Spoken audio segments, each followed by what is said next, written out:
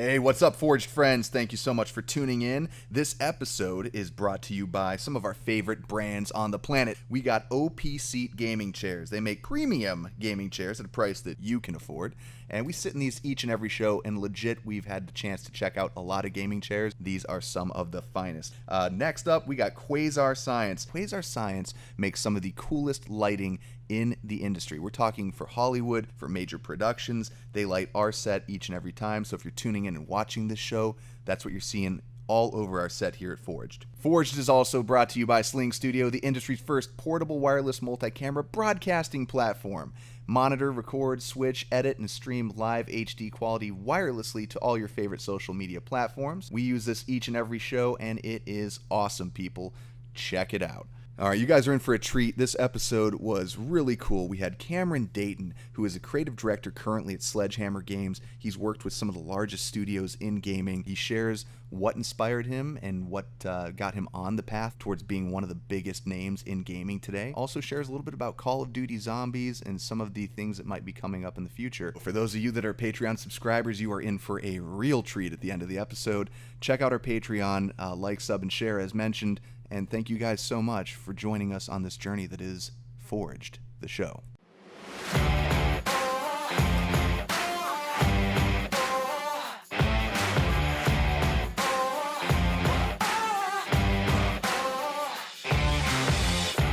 Welcome back, Forge friends. Hey, today we got Mr. Cameron Dayton, creative director over at Sledgehammer Games, best-selling author and friend of the Forge here with us. So we're stoked to dig in on your origin story, sir. Welcome to the show. Thanks for being here, man. I appreciate the invitation, guys, really. Yeah. So, what we like to do here on Forged is tell the story of you. So, the little Cameron. Take us way Take us back. back. We're jumping right into the deep end. Yeah, All take right. us back, man. Like, when did the creative spark When ignite? Mary Poppins land. Yeah. All right. The Inspire your... stork dropped you off. Uh-huh. Okay. All right, well, we might need to get into the biology a little bit with you guys first. That's how babies are made, That- right? oh, yeah. No? Test us. That's how creative Mom, we have directors to have are a made. conversation real quick. Yeah, get out the candles. Well, I was actually aimed at med school. Dad was a surgeon. I was the oldest of, big family, and so that's where I was headed. Had the grades, I'd taken my chem, my OChem, my physics. That was all happening, and then the stars aligned. How do you want to put this? Sure. Like everybody looks at their life as like That defining moment. Destiny, Right. gets together, and so it was this interesting combination of Toy Story came out. And I remember walking out of Toy Story and saying, "This is art they made with computers." Yeah, man. And it was beautiful and poignant and amazing characters. My first short story I'd sent out to have it published at a magazine, and I was prepped for it. Everybody's like, "You get your rejections back. You can wallpaper your house with all your rejections." And I was prepped for that. And I actually got accepted by Aboriginal Science Fiction as one of the bigger science fiction magazines. So that hit. And then all of a sudden, the college I was at, BYU, got this huge donation, like several $1 million worth of 3D animation hardware and software, and they didn't know what to do with it. So they kind of put it, and so with all of my like pre-med, gung ho, myself and a couple of the other students there kind of started pushing for a computer animation major. Wow. And pushing for hey, we've got the tools now, and I went through the school catalog, and I looked at all the classes that I wish I could have taken instead of OChem, and so I was like, okay, puppetry, yes, Nice. film, Puppetry? creative writing, because Underwater of course basket that plays weaving?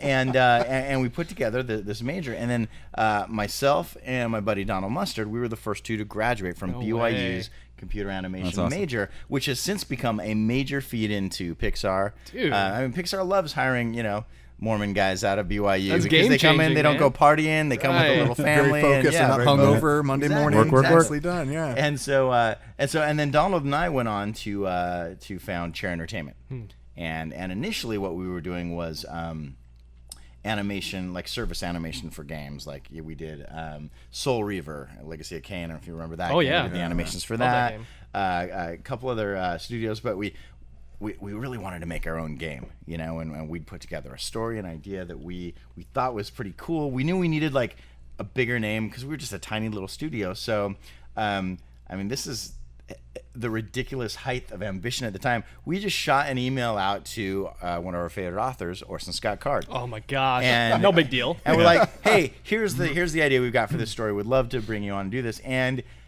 he responded. It hit a mark. He was his own son was getting into video games. And Scott himself actually has a history in games. I don't know if you guys knew this, but he wrote, the insult battle in what is it? Monkey Island. Mm-hmm. A lot of those old games. He actually wrote a lot of that dialogue, and had been doing kind of some back and forth stuff with games for a long time. And so he's like, yeah, I'll do this. So he came on out.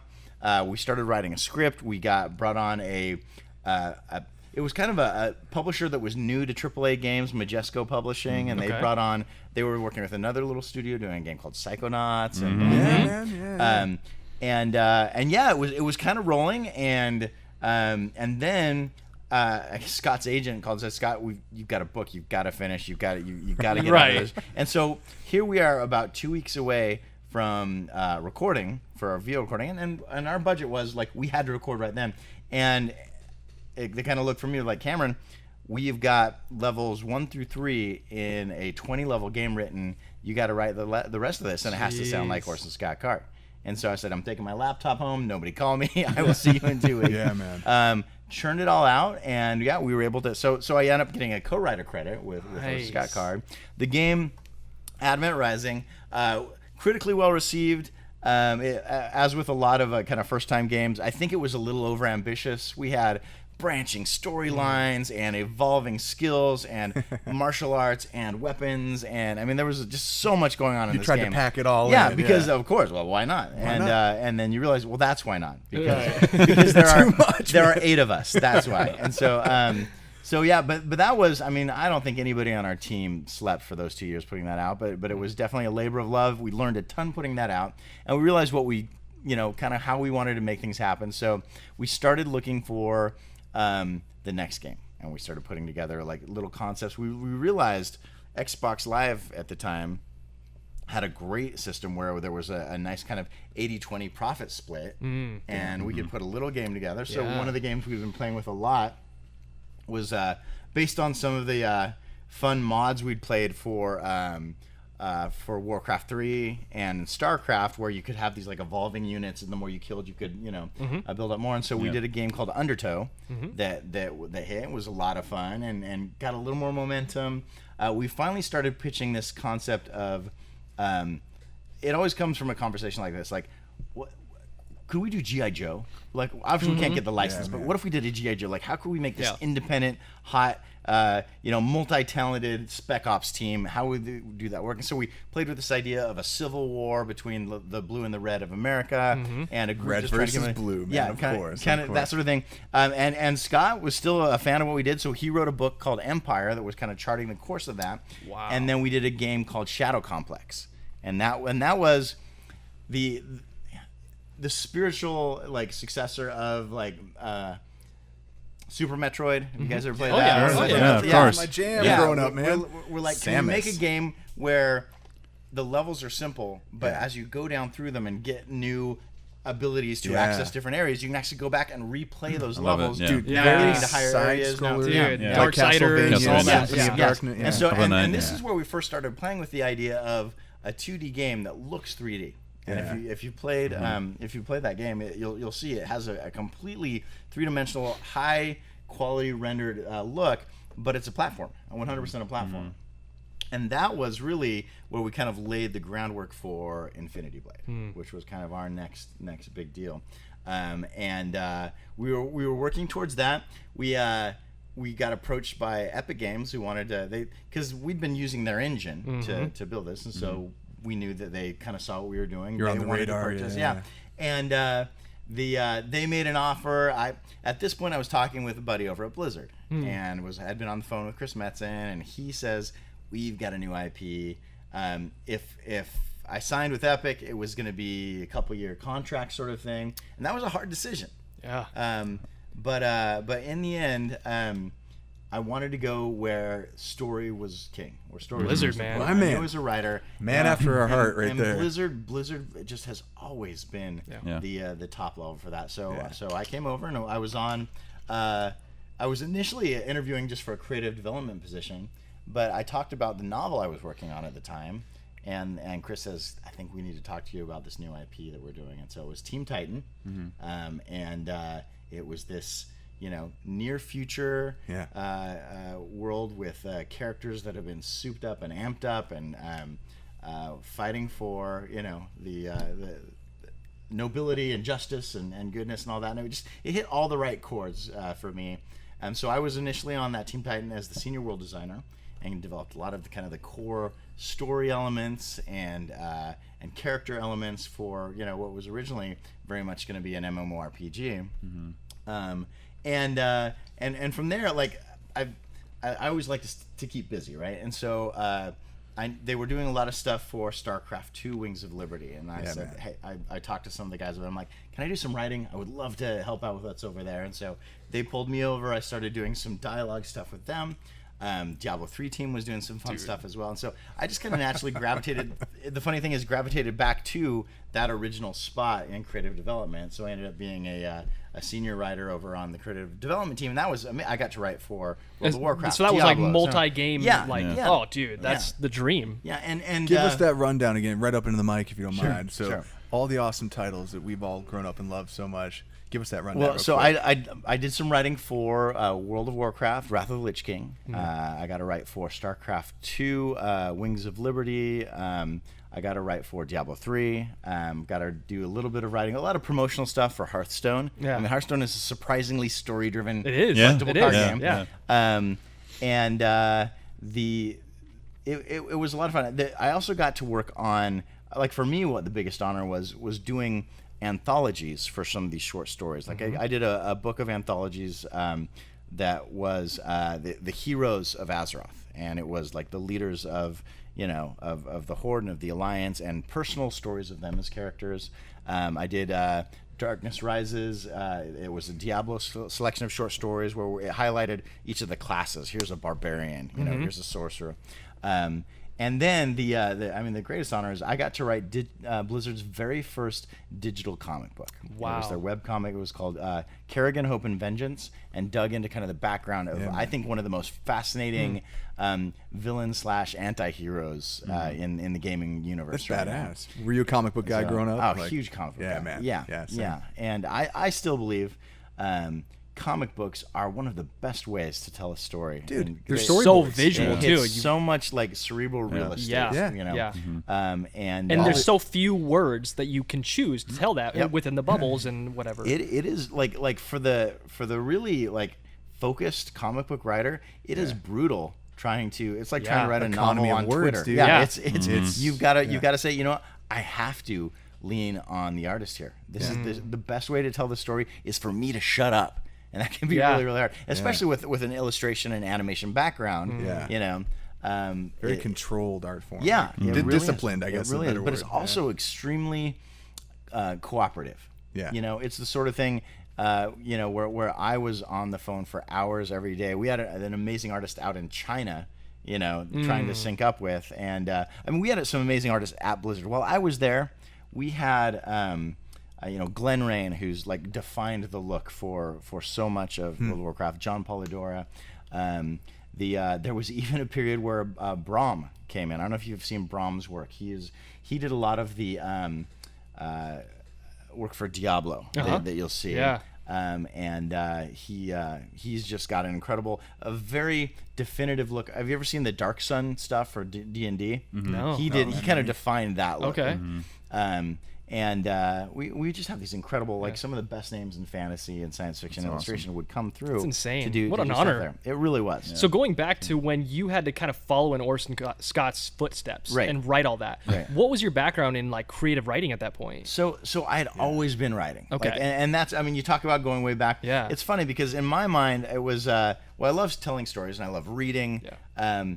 And so writing, I just assumed will always be there, but that's not how you support a family, Cameron. That's not how you know, that's not the responsible job. Sure. And not that Dad was ever pushy in that way, but it was just kind of obvious, right? And going from medical to that. Yeah, I'm sure, exactly. Right? And so I remember I would look at, you guys know the writer of Jurassic Park, right? Love that. One of my favorites. Right. T-Rex right there. Yeah, there we go. Okay. Now we're talking the novel, right? Yes. Yeah. Mr. Crichton. Yeah. No, Michael Crichton went to med school, became a doctor, had his first Andromeda books strain, bro. Yep. Yeah. And that is why the science in his book is so on point. It blows me away, Dude, man. He knows what he's talking I was about. wondering why. I just finished the Jurassic Park novel, and I'm like, how did this guy? How did he think of this? It's because he spent years in OChem and physics and anatomy. Interesting. He's dissected corpses. And so there's something comes from that. So in my mind, it's funny because looking at it now, it seems like such an ass backwards way of doing things. Of like, well, I'll be a doctor so I can be a writer. But so I'd always been writing, and I studied writing, and I even would write things like I'm going to try and do this in a Ray Bradbury style, very flowing, very colorful. Okay, now I'm going to try and do this in a drier, more of an Asimov style, where it's just more focused on plot points, and Scott Card's style is very character heavy. Yeah. Like I think that's why his books tend to be kind of a gateway towards people getting into science fiction that aren't normally into science fiction, because he writes powerful characters. I mean the exchanges between Ender and his friends in Ender's Game is something you would read even if it wasn't in the future, right? So you studied these guys almost like as each had their own dialect. It sounds like and they do, right? And their own voice. That's a great way of putting it. They really have the way they use or Frank Herbert.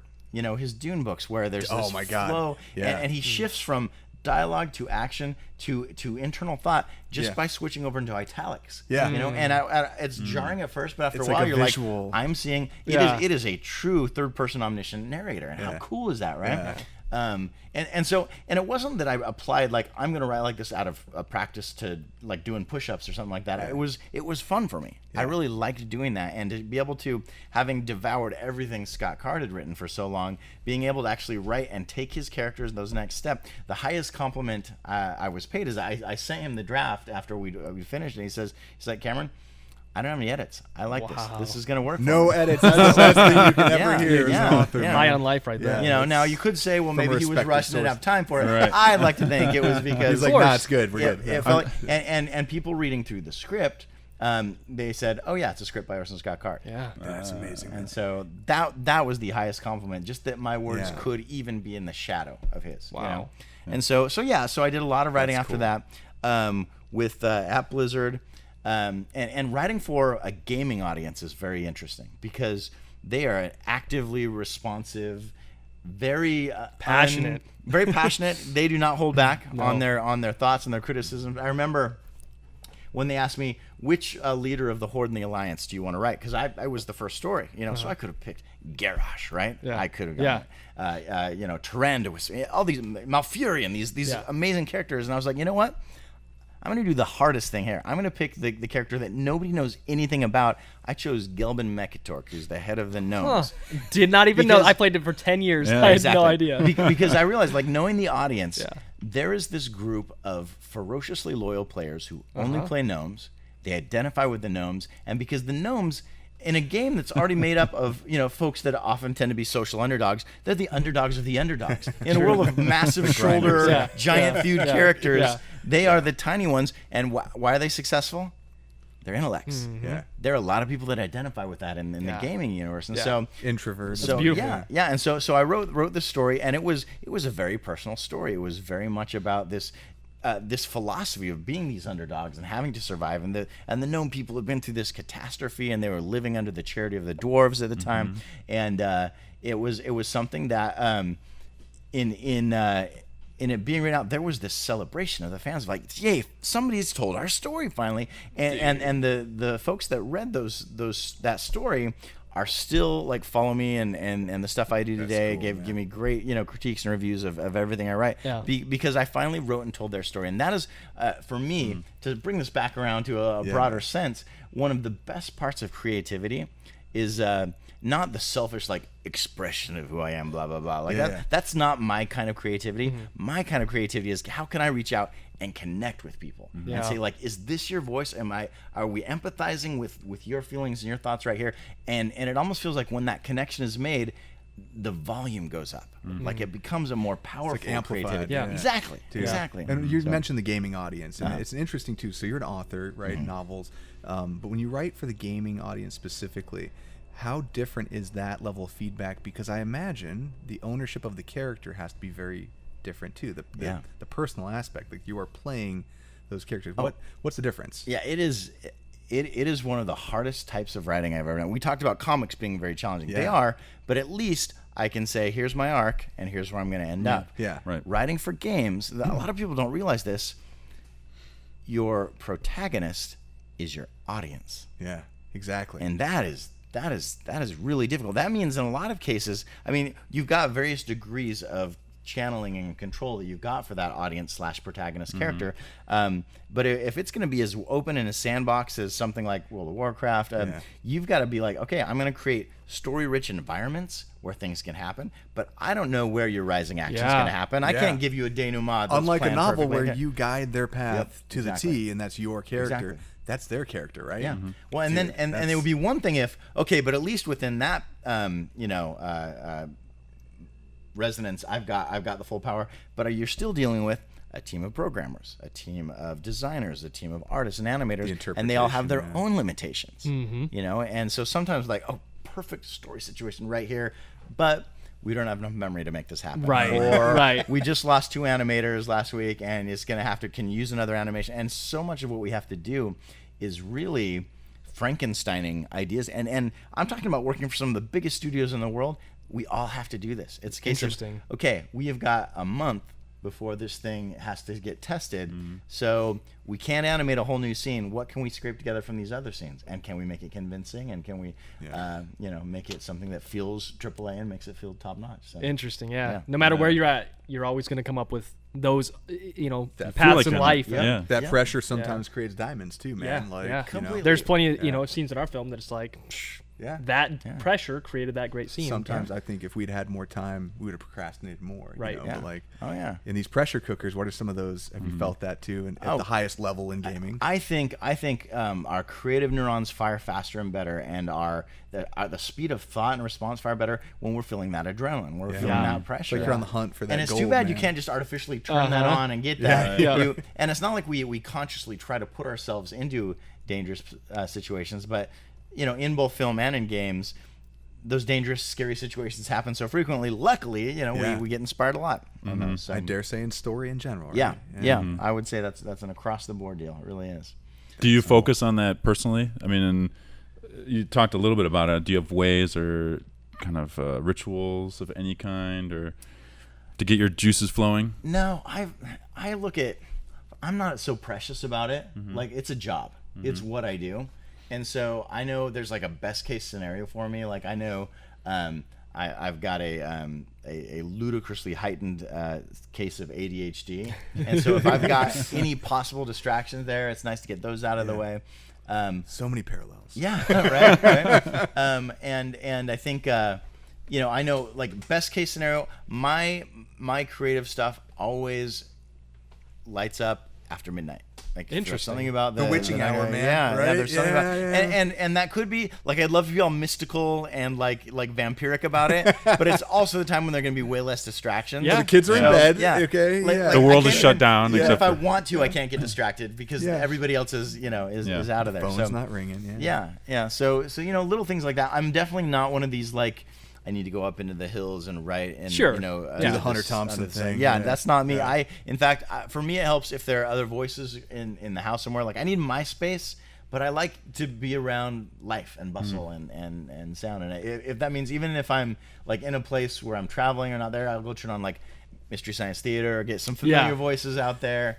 And I think that's a really good takeaway, though. They're always there for me, because we try to operate that way as well. It can't be precious. I mean, it can, but the more you realize that it's a business, it's a job, and it's a job, and there are deadlines, and there are repercussions, and there are paychecks.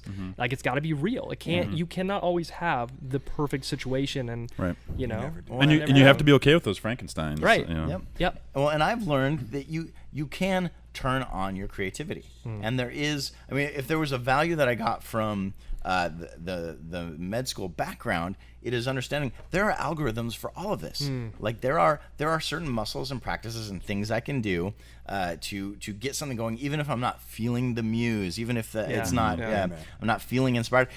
Which means when the muse does kick in, I'm not saying there's not a muse. Like sometimes it happens, you're just like, oh, everything's on fire and this is brilliant.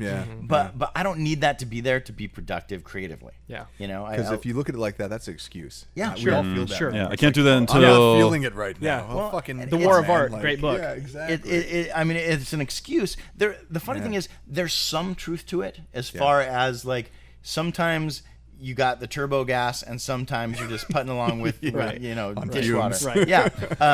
But you can still move is the thing. Like it should never be paralyzed. Like I do not believe in writer's block. Same. I believe that we hit points where our creative minds might seize up. In which case, I've got entire chapters of my next novel where I've just wrote in, this is where the thing happens that will be really cool about the thing happening, and keep on moving. Yeah. And so, but here's the response to that, because I definitely have that whole arc planned out. And it's amazing how once you plant that egg back in your subconscious, you'll wake up the next morning, or plant is a good word for it, man. It sprouts overnight sometimes. Boom, your subconscious is it's solving these things. It's brilliant. It's fertile. Speaking of your next novel, previous one, is it Ether or Etherwalker? Etherwalker. I'm signed for a trilogy with that. Nice. From Future House Publishing. Yes. And I just picked up the audiobook. Oh, did you? Yes. Very excited to read it. It's an excellent book. So thank you. I appreciate that. Yeah, that was the nice thing about a novel. It is, like, compared to a film or a comic or a game, they're all collaborative. And so that means you've got your limitations. With a novel, man, that is all you. It really is. And I've got a great publisher that's been very patient with me. I was like, I'm going to be making Call of Duty for the next year and a half, so this might have to go on hold. And so, but yeah, we're getting to a point where it's a good excuse. I mean, saying, you know, it's I thought I'd be able to get more done. I was really hoping, but we're shooting to get the second book by the end of this winter. Nice. End of this year, I guess. That's exciting. And yeah, keep moving on this. Now, you mentioned something before when you first talked to Metzen about a book. Was it Etherwalker you were writing at the time? Yeah. Okay. Because I see parallels. I let him know. You'll see it. It's in the future. Nice. There's kind of a thin line between high tech and magic. A lot of it's just simply stuff we don't understand. High action. This isn't one of the deliberate style attempts in the book, but something that kind of flowed because it's my own personal love, is there's this mixture of Eastern and Western storytelling. It's kind of like a Lord of the Rings meets Akira. You know, beautiful. Like it's got more of the Western structure of storytelling, but it's got a lot of those Eastern explorations of ideas and the action. I've got a character who can let's rewind back a little bit. So my youngest brother has autism, and I've always been impressed by his ability to not only be unaffected by a lot of the kind of emotional things that can get to me, but his way to reason and order through concepts, like his ability to see patterns, his ability to see those numbers. And I was like, what if that was a superpower? Like, what if we could push that next level? So that's this character. That's rad. Which means I've got the ability to do, like in an awesome anime fight scene, completely crank time down, where he sees everything, every point, everything that he can bounce off of. What can very he Sherlock Holmesy, very much so. And that plays into, and then I'm like, well, so what if we take the next step with that, and we add an element of telepathy, and we add an element of mental control, and the ability to do that within computer programming and within machines. In fact, that's his specialty, is recognizing the physics and the algorithms behind machine work. And this is something where And it's funny because I started writing this before The Matrix. I was going to say, very Matrix. Like dude. that's how long this has been in production. And I remember sitting, and I even had to have a scene where he first hacks in, and a cascade of numbers comes down the screen. Shit. I saw that screen, and the funny thing is, awesome. I'd been the only one who even saw the story at the time. But I've got it saved in my Google Docs as proof. If it ever comes Timestamp. up. Right. Yeah, man. Nobody's suing anybody. This Don't worry file about was it. created on. But I saw that, and for me, like I'm a big believer in this. Creative minds with similar creative input For sure. over time are going to come up with similar products in the Sure. end too. Yeah, it's in the end, influence. I love The Matrix. I said some swear words when I first saw it. I was like, it's my... But then they took it in an entirely different direction. They definitely went more like they got more into the virtual thing than I did. Their post-apocalyptic world was really dark, dirty, post-apocalyptic, and mine, the story of Ether Walker is centuries down. Where the dirty and the broken has been grown over, as would happen in our world. I mean, nature's pretty robust on Those that History account. Channel Yeah. shows You've where they seen show the the cities simulations. they get grown over, Yeah. like Yeah. trees get in there, grass get in there, and so the fun part of writing my book was the first couple chapters of it. You're like, oh, it's a lovely fantasy. It's a shepherd working on a field. There's and then he comes into his room and he's got this ancient artifact, this unit there, where the light turns on and boots up, and you're like, oh shit, that's a computer. So you're thinking, yeah, That's cool. And so it kind of breaks down that and so I tried to walk kind of astride fantasy and science fiction with the book, which was super fun. And I know it was challenging. Some people didn't quite know how to handle it, but Really? it was an Amazon bestseller. We actually in the cyberpunk category, we knocked Ready Player One out of the first place for a couple weeks. That's rad. That is and, awesome. That was a lot of fun. I remember that. And it's I'm looking forward to finishing it up. And I mean, it's the sort of story where, of course, huge. as a game developer, I've also got my eyes on this could be a game as Yeah, well. of How could it work course. as a film? Yeah. And, so Well, I hope you know some cool filmmakers who are into that kind of thing. I've been looking. Keep your eyes open for me, guys. If you see anything. I don't know Was anybody. when you were in college, was there anyone who kind of nudged you towards the game, especially starting that program at the college? No, and I think that's one of the reasons why I felt it so strongly. I mean, Dad was very excited for me to go into medicine. We'd already talked about radiology and the directions I'm going to go with that, and we'd had discussions about private practice versus more university and responsibly back then. What was animation? What was game design? That wasn't a thing. Yeah. Girls were not going to like you for going into that. That Right. was a, Right. and I just, you guys, I felt it so strong. And it was, again, that combination of things. And it is entirely possible that was pure coincidence and just those things happened then. But I think as human beings, we tell stories about ourselves. And so in my mind, that was Zeus looking down and the planets aligning and the space-time continuing, opening up and giving me a big hug and saying, that's where you want to go. And so, but the nice thing was a lot of it came with some very positive feedback. Again, Scott Carr was great to work with on this. He was super encouraging. He recognized the excitement certainly there.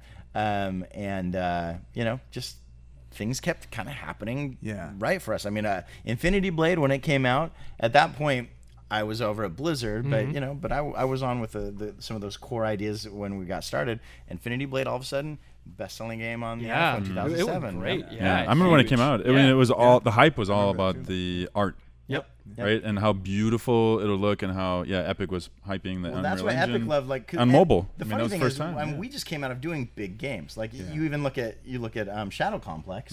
It is a really a beautiful game for a platforming sort of thing, and we'd been wanting to do big like that. We'd all been playing Shadow of the Colossus. Oh, which yeah. was we're like boss fights. Yeah, it's it all was boss so fights. good. Yeah. Amazing. And and then I was on the BYU fencing team actually. Nice. And so the initial idea for Infinity Blade was going to be much more like if you've ever seen fencing or done there are very moves and counter moves and parry, counter riposte, and it was going to be much more like an organized kind of chess at 90 miles an hour sort of a thing, and it just in testing that just didn't grab people as much as just block and slash, and then this was back in the Fruit Ninja days when people were just excited about slashing. So The swipe games, of course. And Swiping, so what brought you from Blizzard to Sledgehammer? was an interesting convoluted path. I was at Blizzard for it was about 6 years, and my ex and kids were out in Arizona, and I've been traveling back and forth and trying to get out there to be with them, and they're just, Ben can talk a lot more about this. There was not a whole lot going out here in games. Yeah, for sure. And then I came across a little studio that wanted to get rolling on a big game project, and they wanted to get me out there. So I was like, well, this means I get to go out and be with the kids. For some really important. It was right when they were at those like critical pre-adolescent years, and so a lot of people ask me, like, why would you ever leave Blizzard? Why would you leave Orange County? Why would you leave? I had this great little spot down in Newport Beach, and they're like, why would you go out to this godforsaken desert? And like Tatooine, man. Yeah, Like- exactly. I might call it Tatooine sometimes. And really, at the end of it all, I mean, there's some things that are more important than Oh man, than absolutely. games. Yeah, your time is something you're never gonna get back. And so I got out, and it allowed me to get the house that I've got out here and to be here with the kids for some really important years. It was unfortunate the project itself kind of dried up, and so I ended up having to I headed out to EA. I was a creative director at EA for a while. And then I'm currently with Sledgehammer out in San Francisco. But the caveat now that I make with every new studio, and the nice thing is I'm at this position in my career where I can say, okay, but just so you know, I'm back in Arizona, regularly, and that's a part of me being hired on there. Yeah. That means every other Friday I'm out of here, and I'm going to be taking more time, and so luckily. Yeah. When I come in with that philosophy, they're awesome. A lot more understanding. Yeah. So but you had to get there. Yeah. I mean, in order to feel confident enough to be able to say that too. Yeah. Well, when you go in, it's just like any other sort of negotiation, I guess, or relationship. When you go in saying, I'm only interested in this if I can do this. I'm not asking if I can. I'm saying if you do this, I'll join you. I'll join forces, sort of thing. And they've all been very cool and very understanding of that. So that's awesome. And Nazi zombies. Yeah. Dude, talk about a passionate group of like fans. Zombies. Yeah. How was I mean? So, and that was something where I had things like I was worried because I came in saying I have a lot of things I want to change. Like that was my first thought. Dude, and I'm glad you changed them. Because as a narrative guy, I remember the first time I played in World at War, I was like, okay, I get it. There's zombies and they've got a Nazi deal going on, and there's like, for some reason, there's a chalk outline on the door, and for some reason, the Nazis are dropping dollar bills, and like there wasn't a whole lot of connective like narrative tissue between it. It was just like, no, dude, just be cool with it. You got Nazis and shoot them. And so I was like, it's gonna all make sense. This is one of my like things that I'm way too passionate about. I believe in the world of games, you should never have to do hand wave. Oh no, it's because it's a game. Sure. We make these games. We come out of fantasy and science fiction genres. Just take that extra effort and explain it. It's interactive dude, the story prologue, now, the fact that there's a prologue with a story Yeah. that leads you into the game. Like I don't think many have had that prior to that. None of them have I that. loved it. Ours was the first game to do that, where I'm like, we're going to lead you in Yeah. with a story, and in that story, we're going to find out about the Electroschnell devices that the Nazis have been using to be able to shepherd the undead around. You're going to find one and put one on. Oh, then you find out, well, that the energy that they take from that is also what they use to open the lock boxes. It's security. It makes total sense. That's how nobody else gets in and gets your connects stuff. you to the game. Exactly. Like Overwatch, I believe that a lot of people play it and still play it because of the stories. Yeah. And it's just a shooter. It's a 6v6 shooter. But those stories make you say, this is why I'm doing this. Dude, you're hitting on a very important point in games right now. I think right now we're having this interesting like adolescent period in the industry where everybody's just shocked and maybe a little dismayed that mobile games are killing it. Yeah. Like, but to the tune of billions and billions of dollars over the traditional games. And these games don't seem to be very fun and don't seem to be very narrative. They're Candy Crushing. Why are they doing it though? And a lot of people are saying, well, they've got their analytics and they can check and see. And I remember I was a creative director over at Scopely. And they had they just released the Looney Tunes game I worked on, and they've got a Star Trek game, and a couple other just amazing projects.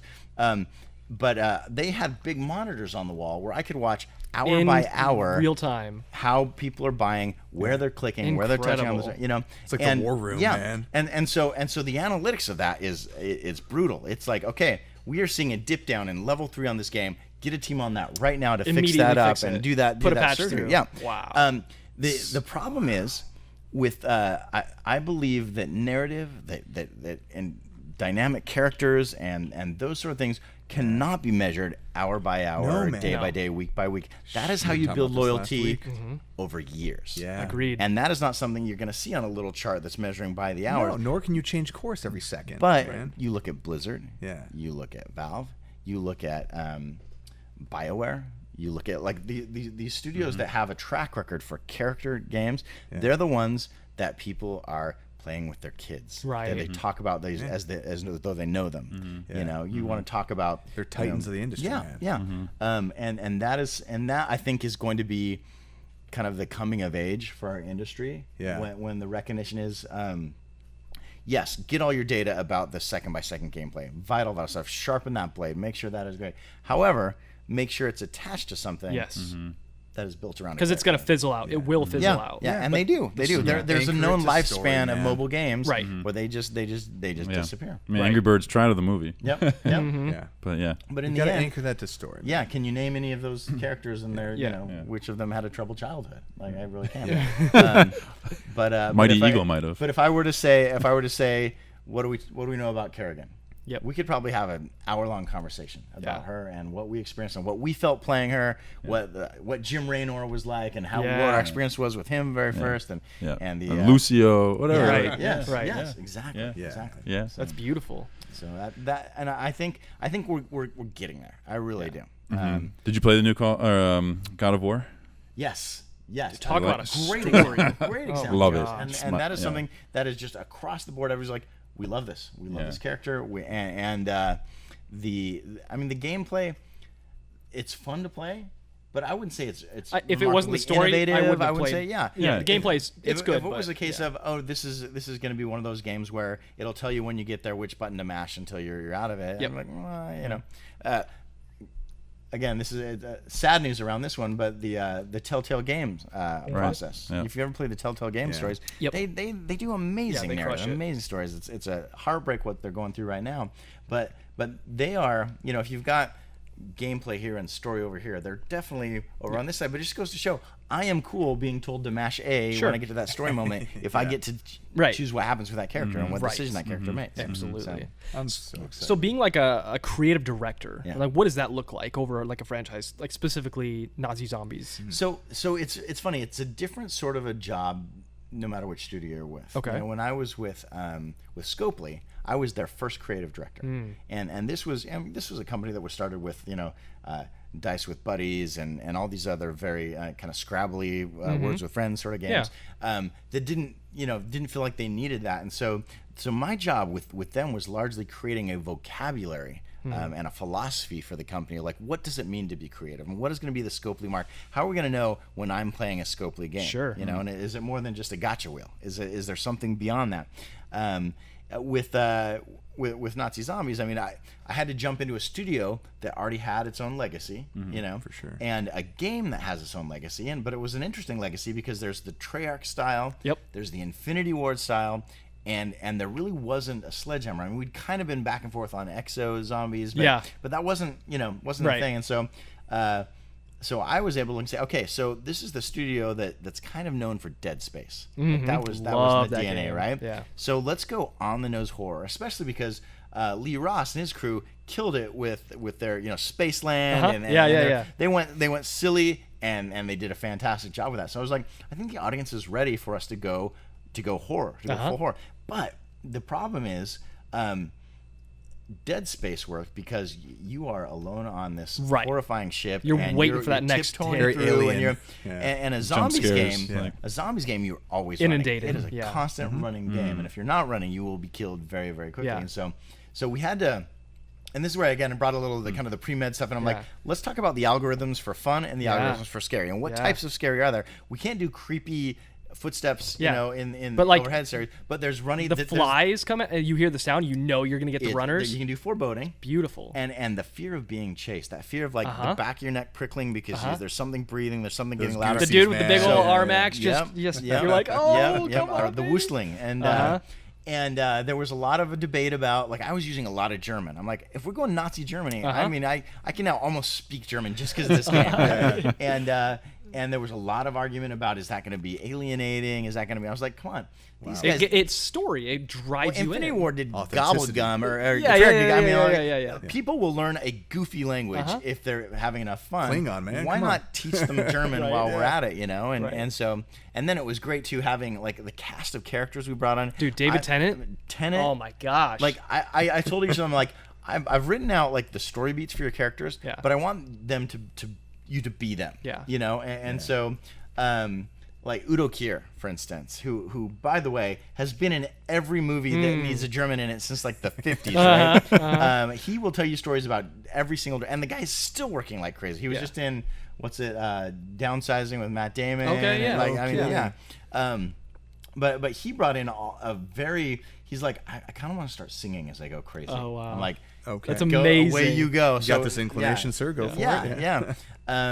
David Tennant was very much like, I had a scene where I wanted him to get frustrated and start swearing, and I was like, I want you to channel like your drunk Scottish uncle. Is that his real accent? Yeah. Oh yeah. Okay, so that is I 100% was him. Doctor Who, and he's just British or whatever. Yep. No. So I heard him. I was like, oh, he's Scottish. That is him. Now he turns up the dial a little bit there, but that's legit how he talks. Interesting. But he's like, It's fascinating. and I thought, well, we've all got that. He's like, I actually don't have an uncle like that. I actually don't have, and so all of a sudden we kind of turn the dial. I'm like, okay, well maybe we're not going to make him such a cussy, sweary Scotsman.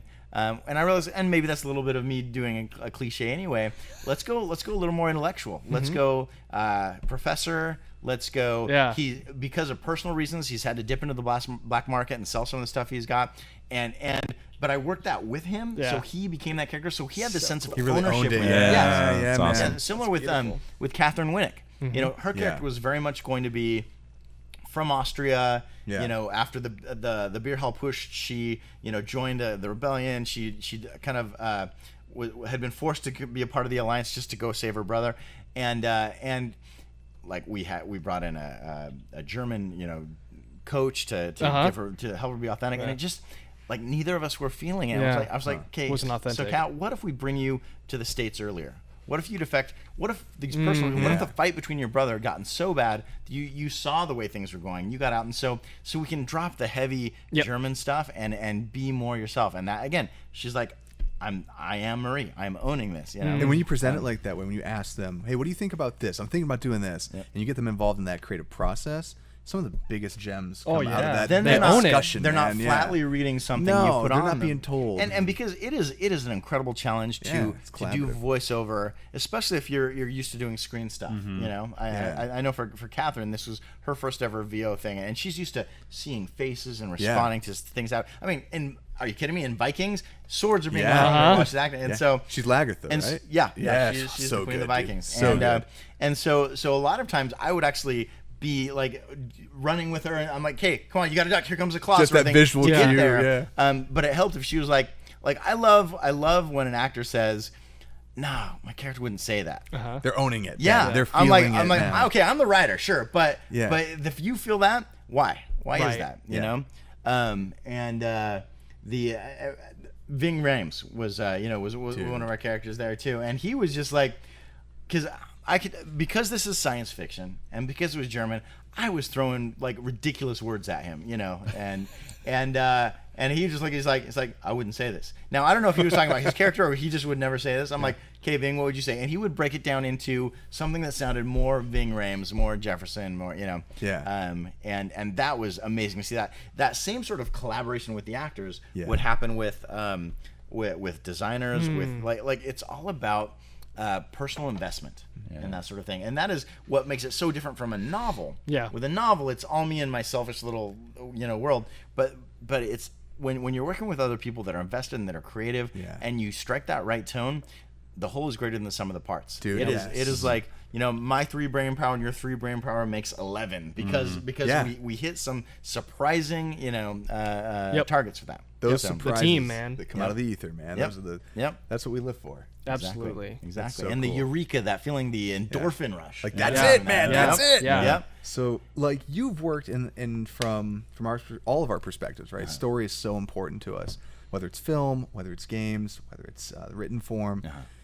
where do you see it going, man? Like, what are you most excited about for the potentiality? Like, we talk about this all the time with VR and AR. And like, what's some of the new, going from novels to games to what's some of the tech out there or the ways to tell story that you're jacked about? Yeah, I think we're going to see a lot more blurring of the lines between media. Yeah. I remember putting together some pages of a story that were going to be in a book you could find in the library in Stormwind. I'm like, I'm writing a book in a game that people will go, and realizing how planting seeds. Yeah, man. and here was the trick: you knew you couldn't write 500 words on the page, and so you had to. The rules of writing were for a gamer who's a dwarf who's wants to head out and fight the dragon, but has to read something here. How do I make this look like a book? Look like it's comprehensive. Yeah. Not feel like it's a summary for kids that are running. And that kind of challenge is brilliant. And we're going to be seeing so much more of that, especially as we jump into VR stuff. And I think the overall, and this is actually something that Scott Card really pushes in Ender's Game, we're going to start seeing the gamification of everything. The gamification of everything. Because it turns anything into that's cool. My brother Adrian went to law school, and he was about a year spent as a lawyer, did not like it, but he realized, none of the lawyers here know how to do social media. So I'm going to write a book on that, and then I'm going to make app. And he gamified social media for lawyers. That sounds like the most boring game in the world, right? However, if you're the only one that makes that game, sounds like a very lucrative game. It is. Now Adrian flies all over the world. Some of the biggest law firms in the world Seminars to do that, right? There's a group here in Mesa. My buddy Mark Ragno has got this game called Calculord that he's working on. Brilliant. Shout out to Mark. Shout out to Mark. Powerful Mark. Calculord, where they've gamified education. Yeah. And it's funny because I don't want to say it's educational software. Yeah. It's not. It's a really cool game. Right. That, by the way, you're going to learn your times tables. I needed that, man. And, I needed that when I was a kid. I had a math tutor as a kid, man. And if you had a game like that. And that's one of the things where you're like, I love the challenge of how do you hide that it's a task? How do you hide that, and how do you make the game something that teaches you rather than, it's an obvious lesson disguised as a game? You know? Right. And it's something that I think we're going to be seeing in every corner right now, because any task, any chore, anything that you don't want to do is always better if it's a game. And I don't use a lot of hyperbole, but everything is better. Life is a game. An MMO, Back to the Matrix. you're tasking. Everything is a task. You could hide that task. And Well, and imagine, and this is where I'm going to get it all let's go down the rabbit hole, Ivory brother. Tower on this. Imagine a world where everybody loves their job because they're playing a game and they're feeling achievement and they're feeling. Imagine what that does to stress levels, to anger levels, to when everybody's feeling satisfied and ambitious and appeased with working at the tire shop. Sure. With Right. anything. Attack it with if you could fervor, see a man. reward for your efforts Well, on that day, you're because here's something that a lot of people don't talk about in games. You play an amazing, inspiring, exciting game. When you're done, it's not like I'm going to take a nap now. No, if it's done the right thing, you're like, I want to write a fan fiction. I want to draw something. I want to make a game. I want to make a game too, just like that. And imagine if we could inspire everybody out there to do that in their own field. I think the tapping into the collective brilliance of all the minds instead of just the few who consider themselves creative could transform the world. That literally got me into games. I mean, Jan McGonigal's book Reality is Broken, talking about all of that. That was really what got me from politics and lobbyists into games, because I felt exactly that. Why can't we just move towards a better world where people are just having fun, doing what they do, but being productive around it? And the more I dove into start teaching and stuff, there's such a connection between games and learning. Right? Every time you're playing a game, you're learning something, even if you lose. Sure. Right? I was watching YouTubers today. I was watching XQC and Ninja and all these guys, and Ninja never lost. But the other guys, when they lost, you could see it. They would kind of get that, and that reflective minute or second, right? Of like, I did that. That thing killed me. Now, next time when I go through, I'm gonna watch out. I'm not gonna, there might be a Symmetra turret around the right corner when I do that next time, so I'm gonna watch it. And invariably, those little moments build up. But there are also some great universal things that you learn across the board from games. Have you guys seen Unforgiven? It's like one of the best westerns The Western, of all time. yeah. Oh, Clint yeah, Eastwood, yeah, yeah. absolutely, So man. one of the interesting themes Gene is Hackman. the man who gets angry in a duel loses. You get angry, you fire off. Right. You lose your shit, There's a yeah. scene where he just goes through with a cool head and just eradicates a whole gang of ne'er-do-wells. And I'm going somewhere with this, I promise. And so one of the overriding lessons in games, like, if you ever watch the pros who play, or anytime you won, the minute you start to get ticked off, You should the walk minute away. you're like, you Tilted. start Yep. losing. We It's say you're like, tilted, it's man. like Totally World tilted. Series of Poker, man. Cold killers. Yeah. That's what you Yeah. got. My wife will just be like, I'm not playing with you So- anymore. Like, So, but losing every game. imagine everybody in the world learning, don't get mad, you're going to make bad decisions. Yeah. What would that do? Yeah. Just to for the world, traffic yeah. alone, Yeah. man. oh my gosh, dude. Right? Yeah. Or YouTube comments. Yeah, that's true. That too. It's a jungle So- out there, man. And so that really is the hopeful future I see with this. I think cool. people are going to look back in 100 years and laugh that we called them games, Right. because it's really it's a way of living. It's a It is. philosophy of It looking is, like find the way to make it fun. And I love it. When we grew up, we were the nerds, the outcasts, whatever. Yeah. Oh, you played games, and now it's like we're the paradigm rock shift with that. stars. Yeah, People it's- that the game developers are. Because we didn't the- punch the you. We just streamers, wrote a story about it. Yeah. Well, but the important thing is everybody's playing games now. Everybody. You know? Yeah. And gamer now means one of the people that's like super into it, but we all play games. Between We all mobile play games There's and- no, yeah.